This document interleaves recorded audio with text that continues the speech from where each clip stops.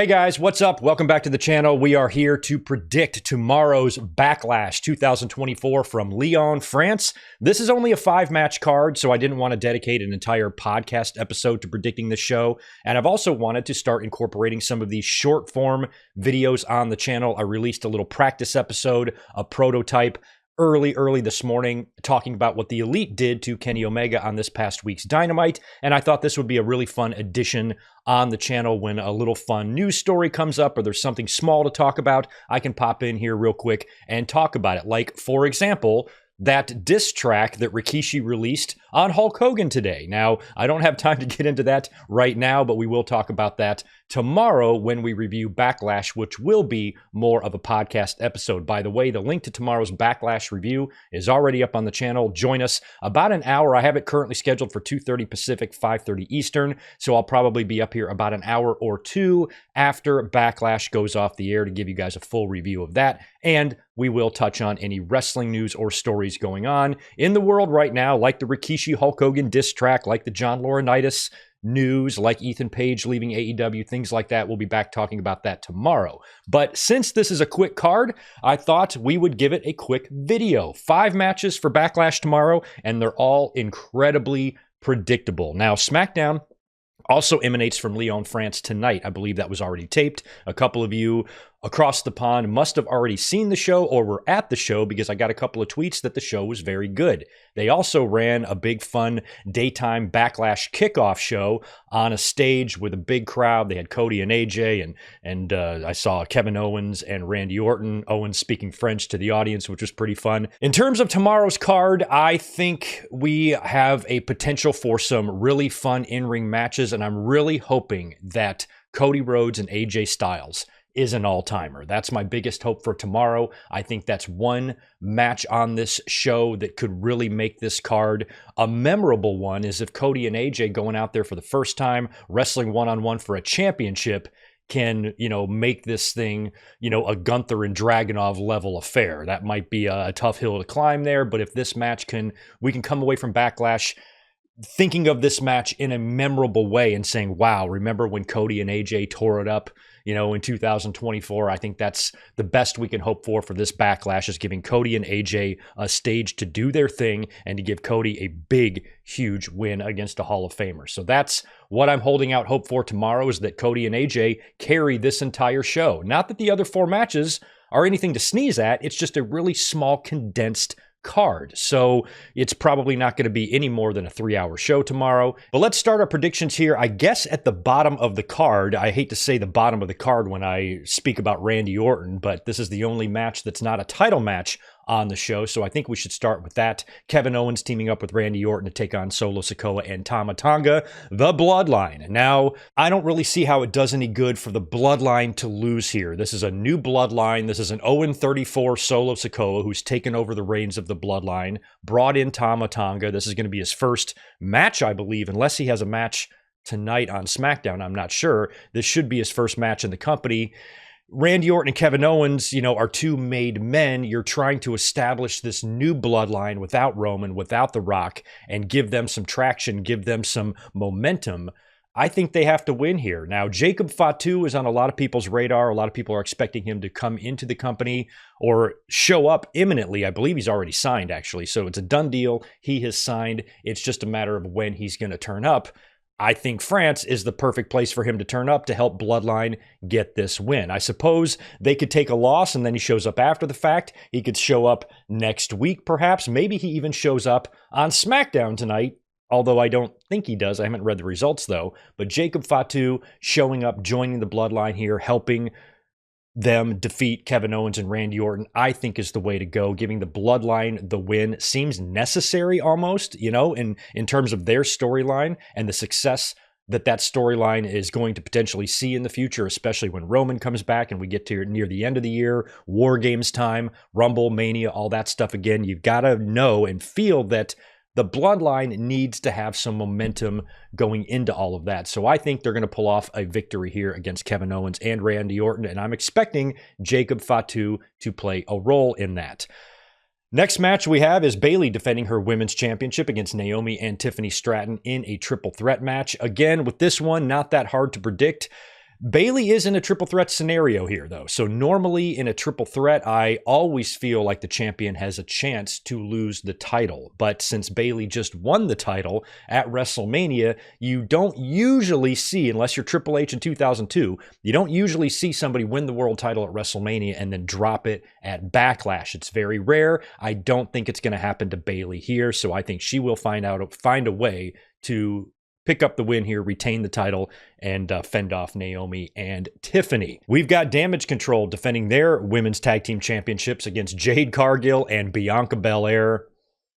I mean, come on. This is going to be the one title change we get on the show. This is going to be the title change that France is going to get. And I think it's going to be a pretty badass one. I've been talking about that visual of Bianca and Jade holding up those tag team titles for a couple of months now. We had this match pegged earlier for WrestleMania, but then when it became clear that Bayley was probably going to win the title, they didn't want to have Damage Control lose all the championships at WrestleMania, so they postponed the tag team title loss for Backlash. That's what this all tells me. Otherwise, I think Jade and Bianca would have just won the championships at WrestleMania. So winning them here feels like it's a given. Bianca and Jade will be your new women's tag team champions.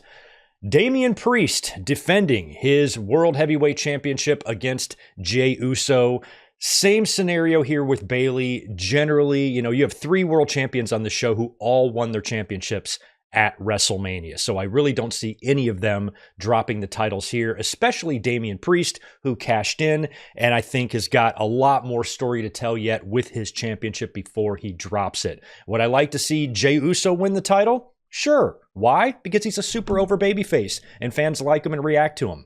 Those are the type of champions you look for. But you've already invested in Priest. He carried that briefcase around for almost a year, cashed in at Mania. You just don't turn around and drop your title 3 weeks after that in most cases. So I think Damian Priest is going to retain his title here. He has been adamant that the rest of the Judgment Day stay out of his business or let him handle this on his own, I guess. So there is the chance that Jey Uso could pull off an upset here, but I think something is going to happen and Priest is going to find a way to retain his championship. And whether that, continues with Jey, this incident or this issue going forward and they have another match, or if whatever happens in the match branches off into another angle for Damian Priest, that remains to be seen. But I think he walks out of Backlash still World Heavyweight Champion tomorrow. And then finally in the main event, we have Cody Rhodes defending his undisputed WWE Undisputed Championship. I don't even know what it's called. Cody's WWE Championship on the line against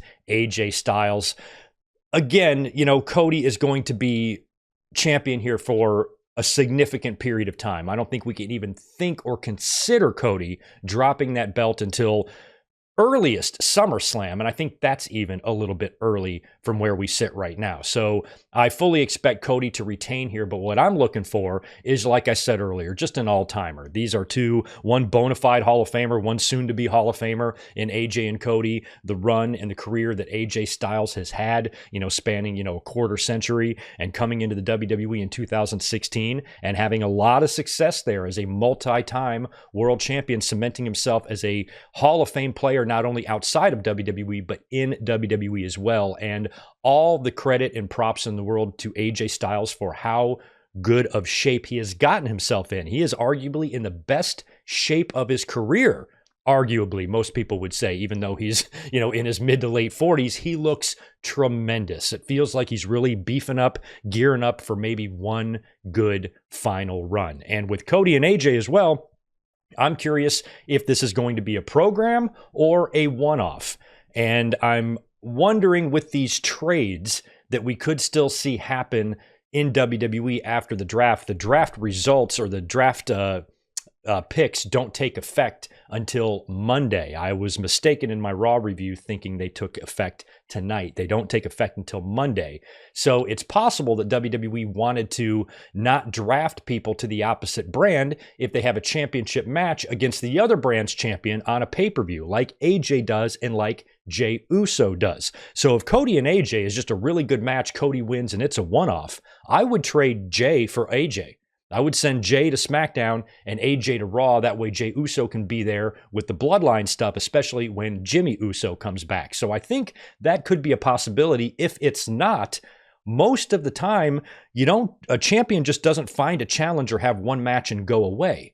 So it's possible that Cody and AJ could run this one back, maybe at Crown Jewel or Clash at the Castle, because if not, who the hell's Cody going to work with at one of those shows? Is he going to have time to find a completely new opponent for Saudi, for Scotland? I don't know. But in terms of this match tomorrow at Backlash, I think Cody Rhodes and AJ are going to tear the house down. One thing they have going in their favor is the crowd is going to be hot. You know that. Plus, it's a condensed show. It's small.